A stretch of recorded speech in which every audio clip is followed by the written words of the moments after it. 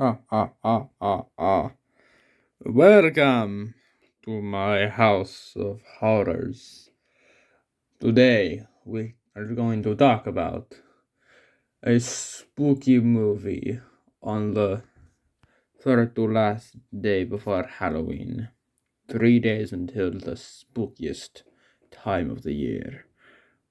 Ha, ha, ha. And what movie are we going to talk about? Blah, blah, blah. We are going to talk about the Blair Witch Project. Okay. I'm okay.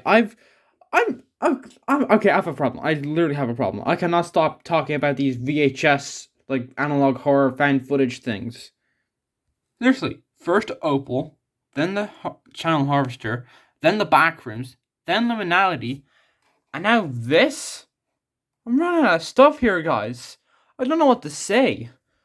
Well, I guess I could talk about the movie's importance, which when this film came out, it was the most important. It was a very well-known movie when it came out. When it came out back in 1999, it was known as the scariest movie ever made, which people don't really say that much now. It's the reception of the movie is kind of mixed. The audience reaction was split. Some called it one of the scariest movies of all time. Others called it a shaky cam miss, which I can see that, but that doesn't change the fact that this is a very important film because it changed found footage movies forever. I mean, there were found footage movies before this, like there was a Cannibal Holocaust, which is not a very talked about movie because it goes in that list of disturbing movies that you want to stay away from so you don't throw up. Yeah, so it was a very well-known movie when it came out. People thought the found footage was actually real, and it changed the way found footage movies were made forever. Uh, Incorporating more realistic dialogue and not relying on too many effects. Of course, it's changed much more now. I think the only one that came close to capturing the original Blair Witch Project's idea was Paranormal Activity, released in 2007, which I think it's here. Yeah. Which was made on a budget of $15,000 and was able to become well known as another one of the most famous found footage movies ever made. But this and Cloverfield and Chronicle and a few other movies have this movie to thank for that. So let's talk about the Blair Witch Project and not talk about its large history and buttload of money made in 1999, which there's something I don't get. So if we look at 1999 in film, 1999 in film.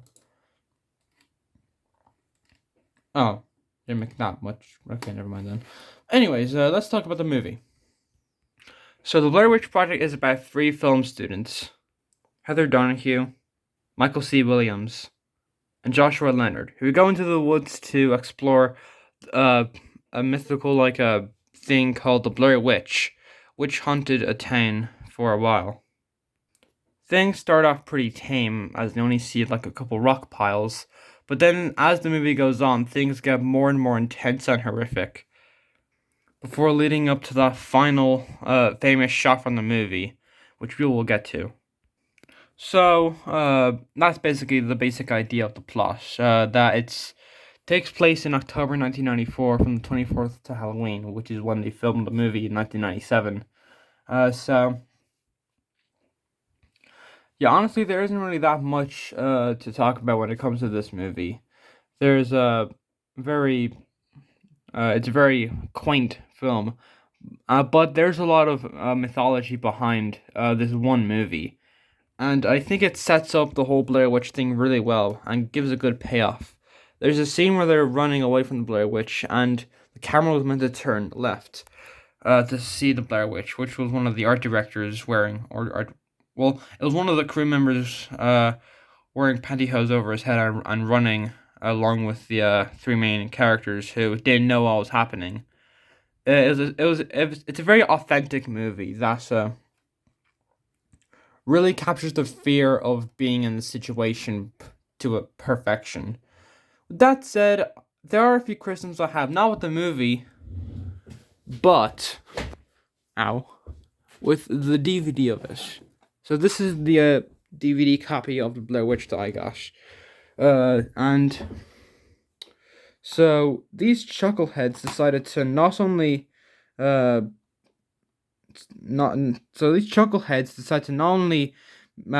extend the aspect ratio, so it's 16:9 instead of the original 4:3, but they also don't have subtitles, which, fan footage movie, the sound quality is meant to be bad, so yeah, I had to use a freaking transcript so I could understand what the hell these characters were saying.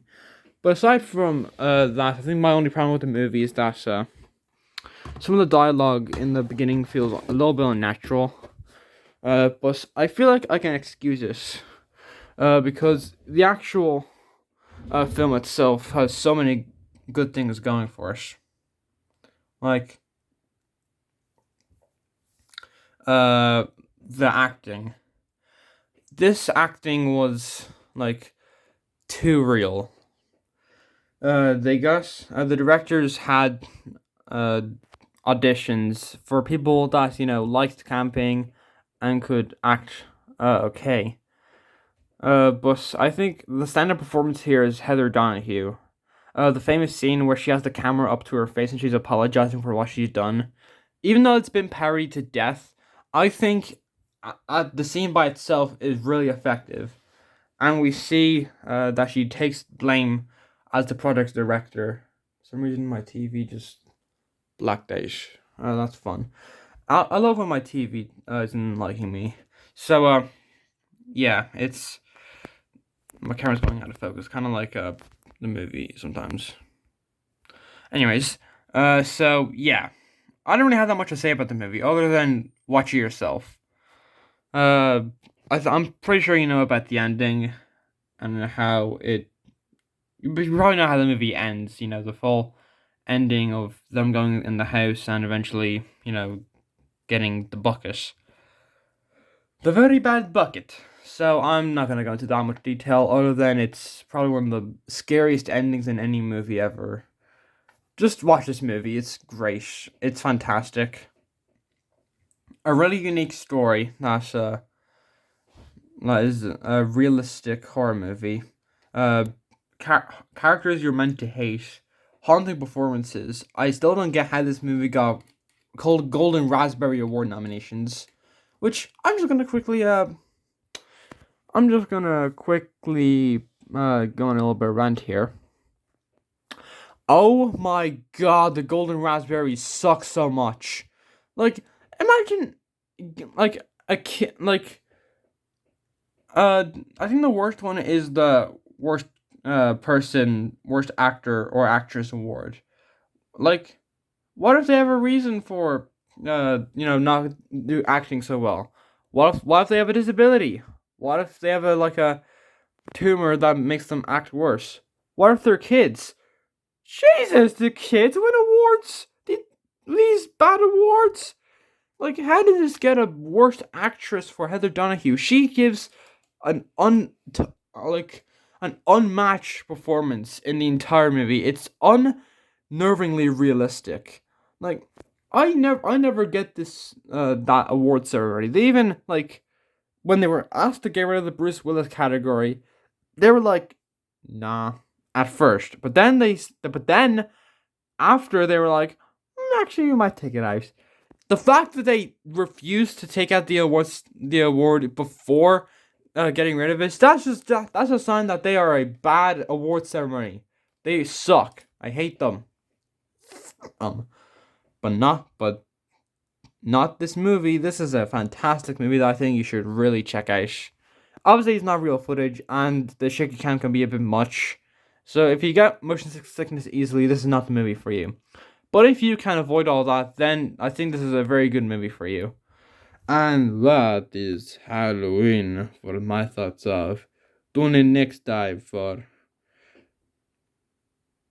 I can't be in this makeup. It's so, like, the fumes are going to my head. Anyway, goodbye.